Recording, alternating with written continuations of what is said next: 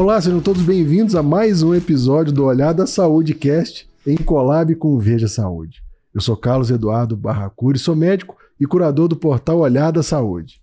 E eu sou Diogo Sponchiato, jornalista da Veja Saúde, e é um prazer receber aqui hoje no nosso programa o Dr. Marcos Cherniakowski, que é ginecologista, professor da Faculdade de Medicina do ABC e chefe da videoendoscopia ginecológica da mesma instituição. Dr. Marcos, seja bem-vindo. Muito obrigado por estar aqui com a gente. Eu que agradeço, Curi, Diogo, pelo convite. É um prazer estar aqui. Eu estava falando com vocês, né, como a Veja, e principalmente a Veja Saúde, tem uma credibilidade muito grande. Então, para mim é uma honra estar aqui nesse bate-papo gostoso aqui que nós vamos ter. A honra é nossa, poxa. Com certeza. E a gente consegue ter essa credibilidade porque está ao lado dos médicos, dos cientistas sérios, né, baseados, né, na ciência. Então, muito obrigado mesmo. O tema que a gente vai falar hoje, acho que é um dos assuntos que mais despertam o interesse da nossa audiência, que tem muitas mulheres, que é mioma. Vamos hoje fazer um raio-x do mioma com um dos maiores especialistas do assunto no Brasil. Então, Marcos, só para a gente começar, né? Por definição, o que é um mioma? Eu queria entender assim, há miomas e miomas, certo? Exato. Esse é um excelente ponto para a gente começar, porque por mais que seja uma das doenças, eu acho que sim, a mais frequente no nosso meio do ponto de vista cirúrgico, quando você pergunta para a paciente o que ela tem, o que vem a ser um mioma, ela acaba não sabendo explicar exatamente o que ela tem, né? Então vamos lá, o que é um mioma? Mioma nada mais é do que um crescimento benigno, é importante nós falarmos isso, ele é benigno. Não existe uma malignização do mioma, existe um tipo histológico que já nasce de forma mais maligna, extremamente raro. Então estamos falando de uma doença extremamente benigna e que é um crescimento da musculatura do útero. O útero é um órgão extremamente muscular. Tanto ele é muscular que quando engravida ele cresce num volume 1000 vezes maior do que ele próprio. Então nada mais é do que um crescimento dessa musculatura e ela, claro, a gente pode ter um mioma isolado, a gente pode ter vários miomas, a gente tem localizações diferentes. Então, dependendo de cada caso individualizado, é que nós vamos ter essa repercussão específica em relação aos sintomas daquela mulher. Já aconteceu de um mioma ser tão grande, Marcos, e a mulher confundiu um mioma com gravidez? Eu não digo frequente, mas sim. Eu já peguei situações, principalmente quando eu era residente lá na faculdade. E a gente percebeu, ela falou, não, estou grávida. E a gente percebeu que não tem nada de gravidez, era um mioma. E hoje é comum, Curi, nós pegarmos pacientes com 1,5 kg, 2 quilos de mioma. E numa cirurgia, tirar 30, 40 miomas de uma mulher. Então, assim, como falei, cada caso é um caso e a gente precisa avaliar de forma bem individual. Em geral, doutor Marcos, assim, existem alguns sintomas, assim, como que a mulher pode suspeitar que tem um mioma que exige o olhar de um especialista? Excelente pergunta, Diogo. Eu acho que o principal de tudo é o conceito que eu falei inicialmente, ele é benigno, então tranquilidade. Não vira câncer, né? Diante de um diagnóstico de mioma, normalmente os miomas, a maioria deles é descoberto por um exame de rotina normal dentro do seu ginecologista, que ele pede um ultrassom, principalmente ultrassom endovaginal normal ou um ultrassom pélvico, e mostra a presença de mioma. A maioria dessas mulheres não vai ter sintoma nenhum. Mas vamos lá, quais são os quatro sintomas que tem que se chamar a atenção? 2 extremamente importantes, que é muito sangramento, então alteração do sangramento mesmo. Ou ela vai menstruar mais dias, ou em maior quantidade, ou ela vai menstruar fora do seu período. Ou seja, hoje nós chamamos isso de sangramento uterino anormal. O mioma é a doença mais importante do ponto de vista de sangramento uterino anormal. Vem uma paciente diante de nós e fala, o meu sangramento de 6 meses para cá, de 4 meses para cá, tem que acender a luzinha e pensar em afastar o mioma. Então vamos lá, primeiro sangramento. Segundo, dor. Então, é também uma das doenças que mais causa dor, porque estamos falando de um crescimento benigno na musculatura, e musculatura contrai. E essa musculatura contraindo, o sangue também libera substâncias que causam dor. Então ele contrai para eliminar isso, ele contrai porque ele está com um nódulo, um mioma, uma massa dentro dele que não é normal naquele local. Então muita dor. E é uma dor assim espontânea ou tem algum contexto que ela aparece mais?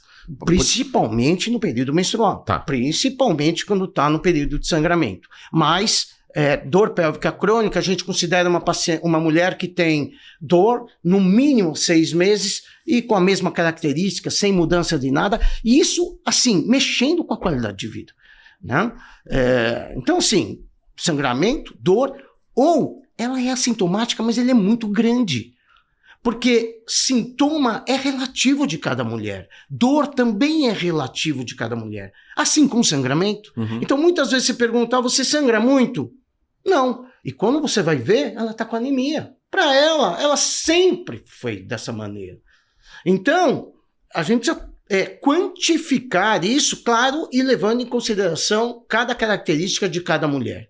Então, dor, sangramento, se ele é muito grande, então a gente pega às vezes miomas, como nós estávamos falando aqui, desproporcional. Então o útero, é importante que as pessoas saibam que ele, lá dentro mesmo, ele mede uns 5 centímetros. O colo uterino, 3 e o útero, 5. Então uns 8 centímetros total, mas lá dentro 5. Às vezes a gente pega mioma de 10, a gente pega mioma de 15. 2 miomas de 10, 2 miomas de 15, então ele é desproporcional. E o abdômen chega a ficar mais inchado? Assim? Inchaço abdominal é um sinal. Tá, perfeito. Assim como de outras doenças, endometriose, dor inflamatória pélvica, aderências, tudo isso são sinais de, assim, não tenho dúvida que o mioma é um dos que mais ela até se queixa desse inchaço, principalmente no período pré-menstrual. E a quarta situação é aquela paciente que, assim, ela faz o exame, a gente está acompanhando e a gente percebe um crescimento desse mioma. Percebe, independente dos sintomas dela, percebe que ele está progredindo. Pelos exames. Então, essas 4 situações é que vão nos determinar para que caminho que nós vamos. Né? Se clinicamente, se é um caminho mais do ponto de vista de abordagem cirúrgica, não importa qual seja ela, acredito que a gente vai falar um pouco sobre isso também. E quem que é a mulher que tem o mioma? Eu tô imaginando aqui, tá assistindo a gente, adolescente, que acabou de ter a primeira menstruação, tem uma mulher madura, que já tá na transição menopausal. Quem que é a persona? A persona é aquela que menstrua. Então, a gente chama de período da menacme, que vai desde a primeira menstruação, que nós chamamos de menarca, até a última menstruação, que é a menopausa. Esse período é o período mais frequente de mioma. Se me perguntar que faixa que seria mais... O seu consultório, qual é a idade média das mulheres? 30, 40 anos. A maioria é muito mais difícil na adolescente, embora possa... E também na menopausa as repercussões acabam sendo minimizadas, até por ela não ter mais o estímulo hormonal. Então a menopausa, o climatério é bom. Essa é uma colocação muito comum que as mulheres fazem. O climatério é bom para murchar o mioma? Nossa, pergunta... Sei que o climatério tem alguma vantagem, mas não, uma das vantagens... Eu sou um dos que defendo que quantas e quantas vezes a gente não pega aquela paciente que está com 48, 47, 46 anos e tem mioma e tem repercussão e o colega chega e fala, não opera agora porque você está próximo à menopausa e na menopausa ele vai acabar. Não, o mioma nunca vai desaparecer. Primeiro é isso, ele nunca vai desaparecer. Uma vez mioma, sempre mioma. Isso não significa que tenha que ter alguma repercussão com essa mulher. Ela vai ter... Eu costumo, Curi, brincar e falar assim, o dia que seu ultrassom vier normal, rasga porque ele está errado. Ele está errado. O mioma sempre vai aparecer. E outra, uma vez operada de mioma, a característica desse útero é miomatosa. Ele vai, depois de 3 meses, 6 meses que eu pedi um novo ultrassom, ele vai mostrar outros pequenos miomas lá, sem se assustar. Isso não tem problema nenhum. Eu até oriento elas a isso, porque senão elas falam, meu mioma voltou. Não voltou. A característica é miomatosa para o resto da vida dela. Então eu estou imaginando o seguinte, se o mioma pode ser considerado hoje, Marcos, uma causa importante de infertilidade. Pode, muitos deles sim, com certeza. 25% a 30% dessas pacientes têm, dificuldade, não significa que não vai engravidar, mas tem dificuldade para engravidar. Porque o mioma, ele distorce muitas vezes a cavidade uterina. Esse nós chamamos de submucoso, então é importante conceituar, né? Eu falei de localização. Então, quando ele está dentro da cavidade do útero, não importa a porcentagem que tem aí, porque a gente pode chamar um mioma totalmente na cavidade, menos de 50%, mais de 50% na cavidade. Tem até classificação, mas nem vamos entrar muito nesse ponto. Os submucosos são os que mais causam alteração clínica na mulher. Porque eles estão na cavidade, eles estão aonde vai menstruar, eles estão aonde esse endométrio vai se descamar todo mês. Então a vascularização, quem sustenta esse mioma são vasos, é a vascularização, pelo estímulo hormonal. Então os submucosos vão dar mais repercussão e eles desestruturam essa cavidade. Então vamos lá, o espermatozoide, o caminho dele já passa a ser diferente, do óvulo para acontecer a implantação pode ser diferente. Imagina um mioma que ele está abaulando onde é a região da tuba uterina. Fora isso, a gente tem alterações funcionais que o mioma causa.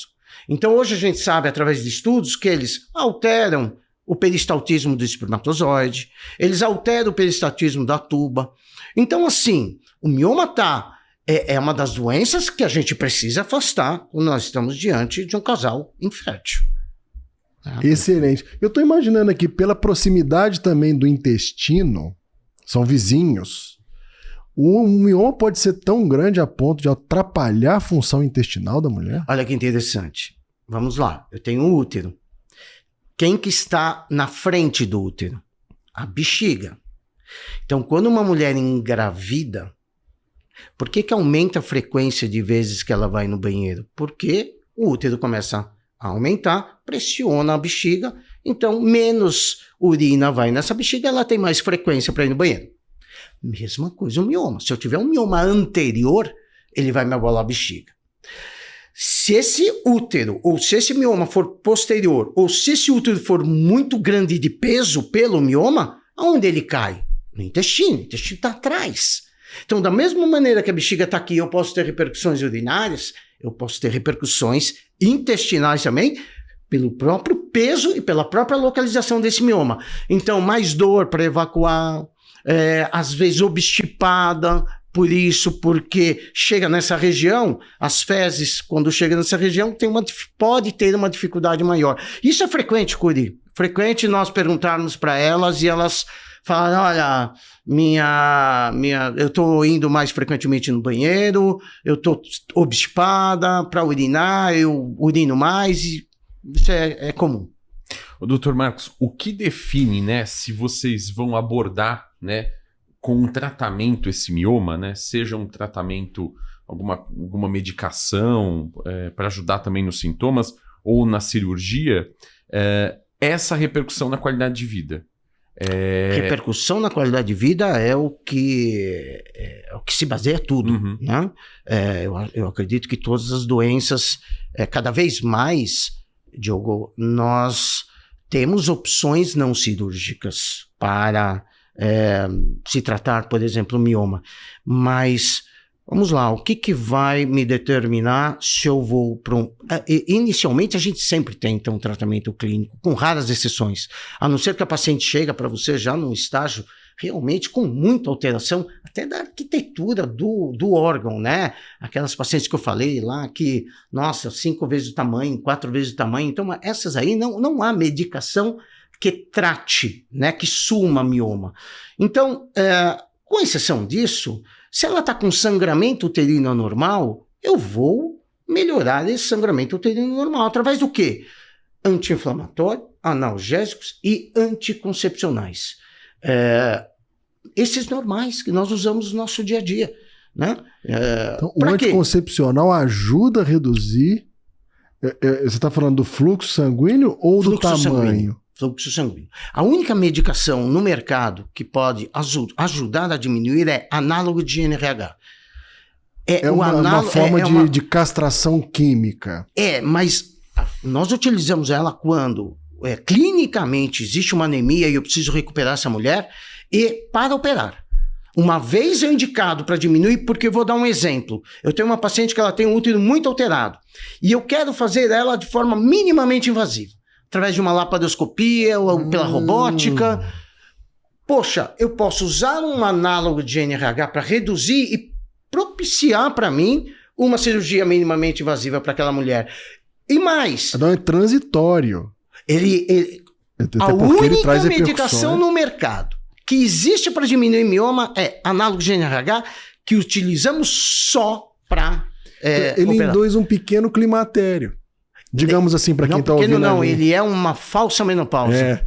Nem climatério, é falsa menopausa, porque, inclusive, os sintomas dessa medicação são sintomas de menopausa. Muito calor, então os fogachos... e todo o pacote. Irritabilidade, insônia, não significa que vai ter isso. Então, assim, a gente precisa realmente avaliar bem e discutir. Isso é uma coisa importante. Discutir sempre com a paciente. Para que lado nós vamos? Eu tenho que respeitar o desejo dela. Porque muitas vezes eu falo de um procedimento que não há necessidade nenhuma de tirar o útero dela, e ela chega e fala assim, mas a minha mãe tirou, minha irmã tirou, eu já engravidei mesmo, ele não sei, então tira. Não é assim. Então você precisa explicar para a paciente o que é importante também ter o útero dela e, em casos de esterectomia, também o motivo pelo qual seria melhor não fazer uma retirada de mioma e sim a retirada do útero para aquele caso. Mas a paciente é o centro disso tudo. Né? É discutir, é desenhar muitas vezes para ela, é mostrar um filme, é mostrar uma cirurgia, porque muitas vezes elas não têm noção, elas têm noção em cima do que é falado.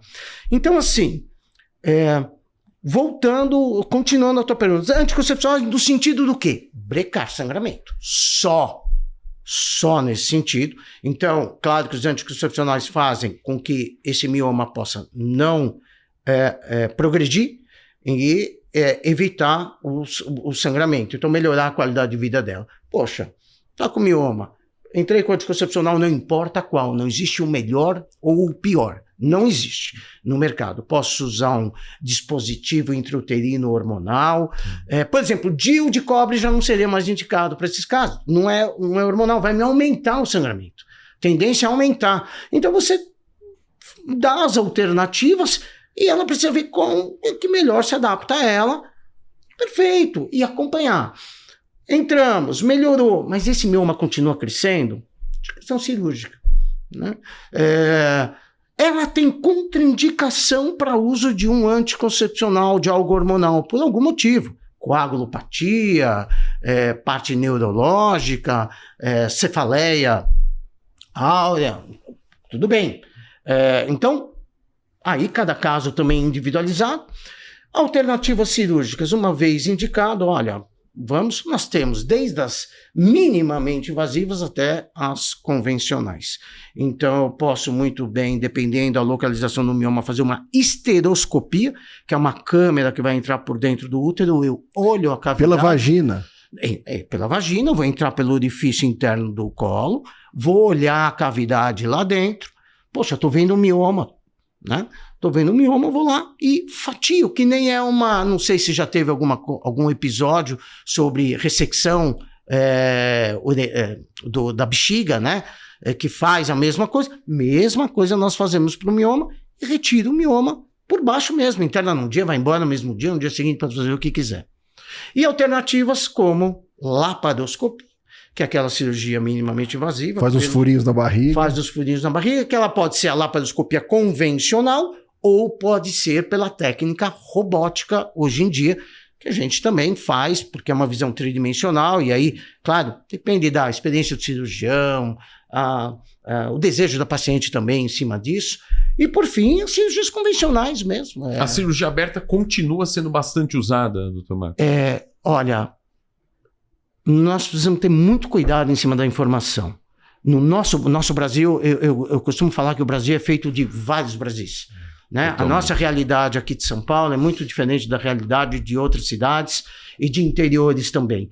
Então, o fato de eu fazer minimamente invasiva e dar preferência a isso, eu não posso execrar uma situação em que o colega lá dentro da sua cidade, ele não tem os aparelhos para se fazer de forma minimamente invasiva. Então, a cirurgia aberta, ela continua sendo uma situação muito utilizada e tem mais que ser utilizada quando o cirurgião se sente confortável com isso. A gente não pode exigir de um cirurgião que ele faça uma técnica que ele tenha menos experiência. Claro. Então, claro que é bastante usado ainda. Existe alguma novidade nos tratamentos? Você falou terapia hormonal, falou das cirurgias. Da robótica. Inclusive da robótica. Tem alguma outra? O que vem por aí? O que está surgindo? O que vem no horizonte curto? Excelente. Para quem está assistindo. Excelente pergunta, Cui. Temos sim. Então vamos lá. Umas que todos conhecem é a embolização da artéria uterina. Hoje feito, claro, basicamente com radiologistas, então a gente passa a ter um tratamento multidisciplinar, né, em cima disso. Eu acho que são casos também muito selecionáveis, né? Muitas vezes a paciente me fala, mas eu não poderia fazer a embolização. Poxa, se eu me sinto confortável em estar resolvendo e tirando esses miomas, eu não fico muito à vontade, às vezes, de encaminhar para se fazer um procedimento radiológico em que eu não sei exatamente qual vai ser esse final, e uma das situações da embolização é que até 2% pode ter falência mesmo da parte ovariana. Falência ovariana bilateral, porque você vai jogar esferas, né? Porque vão lá entupir aquele vaso, e essas esferas podem entupir também vasos ovarianos e tudo mais. Então, assim, tem que ter cuidado quando a gente indica. O que vem pela frente que está sendo cada vez mais frequente, e lá na faculdade nós estamos inclusive fazendo trabalho sobre isso. Radiofrequência do mioma. Então são agulhas, né, que a gente coloca, você vai guiando por ultrassom e você entra no meio do mioma e joga. Pela pele? Não, você vem pela abdominal, né? Você pode vir também via vaginal, cada caso um caso, mas você vem via abdominal ou vaginal, como for melhor, mas através de uma agulha que você vê pelo ultrassom, você entra no mioma e você vai soltar radiofrequência e micro-ondas. Então, radiofrequência é uma coisa, o que tem de mais atual, que está surgindo agora, são micro-ondas, como aqueles que a gente usa para esquentar comida, que é um aparelho que, da mesma maneira que a radiofrequência, que você vai lá no mioma, pode ter até 10, pode ter até 10 centímetros, 12 centímetros, depende da localização. Não, para essas técnicas que não são cirúrgicas, não é bom que seja mais do que 5 miomas. Não, e às vezes a gente pega pacientes com 10, 15, então não é uma técnica que seria ideal, porque imagina 10 furos e você não é só colocar a agulha e apertar. Você, no mesmo mioma, muitas vezes tem que fazer 10 situações, entendi, 10 agulhadas em cada mioma. Mas assim, são situações não cirúrgicas e que eu acho que cada vez mais vai se utilizar. O arsenal se ampliando, né? Opções, né? Se amplia. É que assim, tudo que vem novo vem muito caro, vem de uma maneira não muito acessível, que nem lá, né? Eu vou dar um exemplo, nós estamos fazendo um trabalho. Poxa, cada agulha de micro-ondas, por exemplo, R$20 mil. Então, você imagina, né? Agulha. Então, fora todo o resto. Fora todo o resto. Então, o convênio, ele não aceita isso, né? Não está dentro do rol da ANS, que é um problema, tudo isso aí. Mas são alternativas que você pode dar, porque você pode pegar aquela paciente e falar assim, não vou operar, não quero, não vou. Tem alguma alternativa para mim? Às vezes a pessoa não tem nem condição cirúrgica, clinicamente falando. Ela não tem condição, não pode operar, não deve operar, tem uma condição uma pessoa frágil de saúde?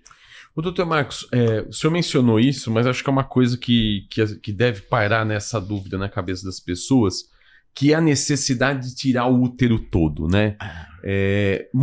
Cada vez mais é possível preservar, né, o órgão, né? Em que sentido, em que situação, ou melhor, você realmente precisa extrair o órgão todo? Nossa, essa pergunta é fantástica, Diogo, e é o nosso dia a dia, né? O dia a dia do consultório. Eu digo o seguinte, às vezes a paciente, a própria mulher, maltrata o útero dela, né? Ela chega e você dá situações para preservar o útero, depois que você explica tudo isso para ela, ela fala, poxa, doutor, mas não seria melhor tirar meu útero? Porque eu já engravidei, porque eu já fiz. Eu falei assim, bom, se usar esse raciocínio, vamos tirar a mama também, porque você pode ter câncer de mama. Por que você está falando tirar teu útero e não está falando tirar a mama? Ela normalmente vai para trás e fala, poxa, é verdade. Fala, talvez você esteja até com sintomas porque você está pondo toda a culpa nele nesse sentido. Então, volto a dizer, primeiro explicar muito bem para o paciente o que significa isso. Não é uma cirurgia até que é considerada de alta complexidade, mas no nosso dia a dia, eu acho que a cirurgia que o ginecologista mais faz, né, mais indica esterectomia no mundo, inclusive nos Estados Unidos, mais indicada no mundo, do ponto de vista ginecológico, é a retirada do útero por mioma.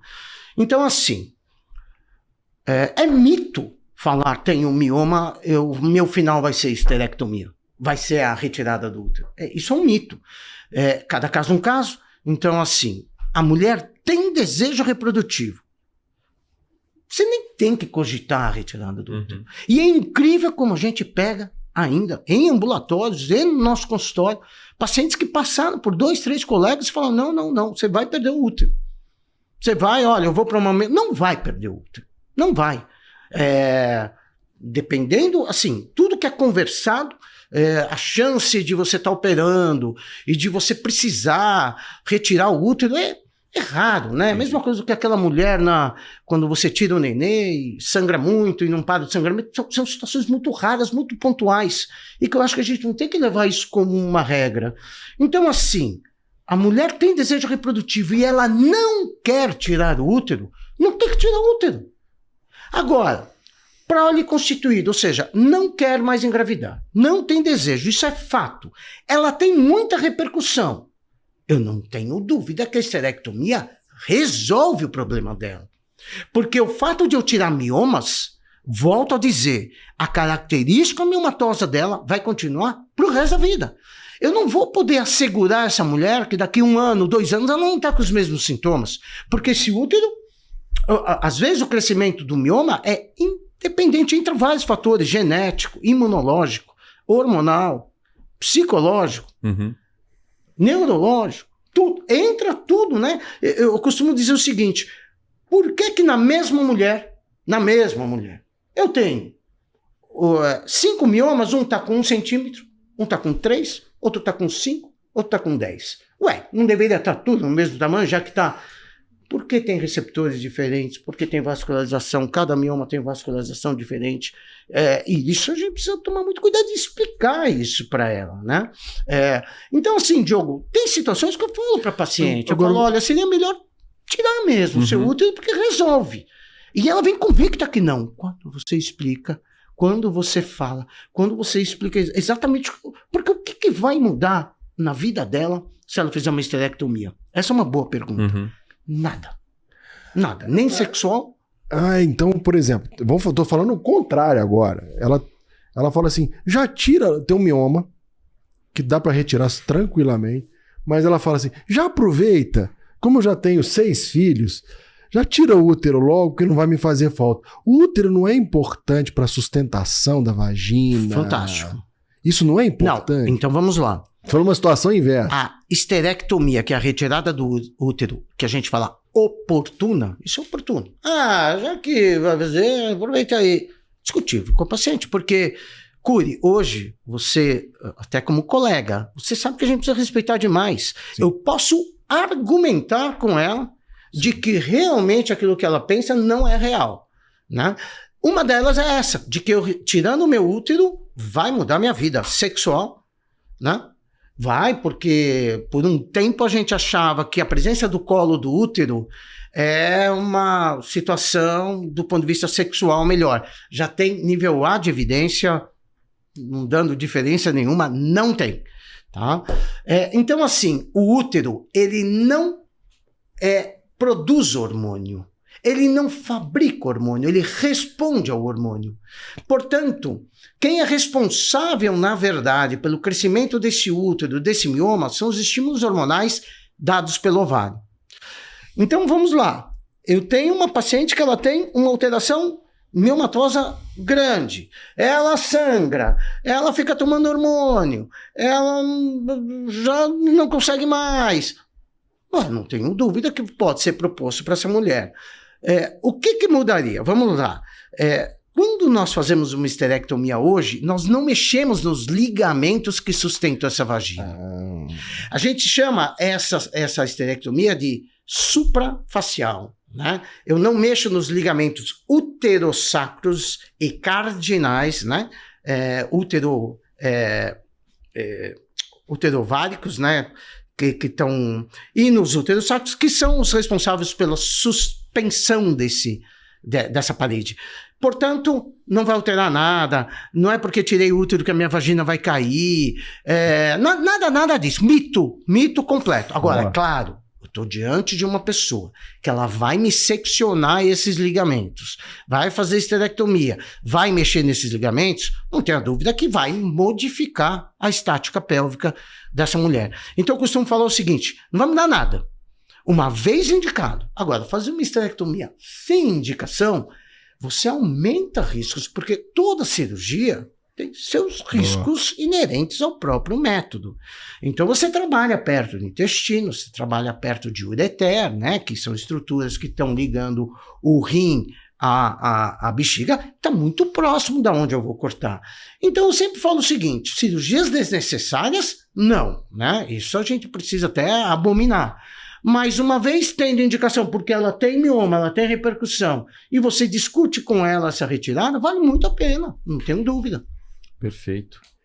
Você está tendo muita gente, infelizmente. O Diogo fez uma belíssima capa de Ver Saúde sobre terapias hormonais, o uso de a febre dos hormônios. A febre, né? dos hormônios, e tem os implantes hormonais. Infelizmente, pessoas profissionais de saúde, médicos, indicando erradamente implantes. Qual a relação? A gente sabe que tem implantes com diversos tipos de hormônios diferentes. Como é que fica o tema implantes hormonais e mioma na mulher?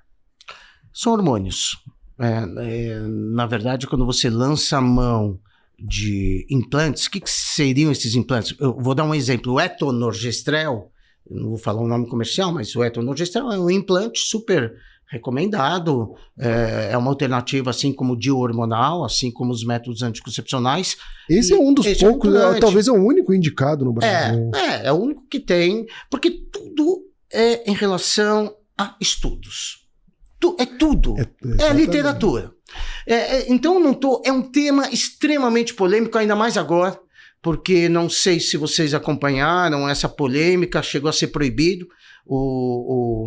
A Anvisa proibiu o uso dos implantes e depois com as manifestações contrárias e lá politicamente, depois de 20 dias falou, olha, pode usar, mas não para fins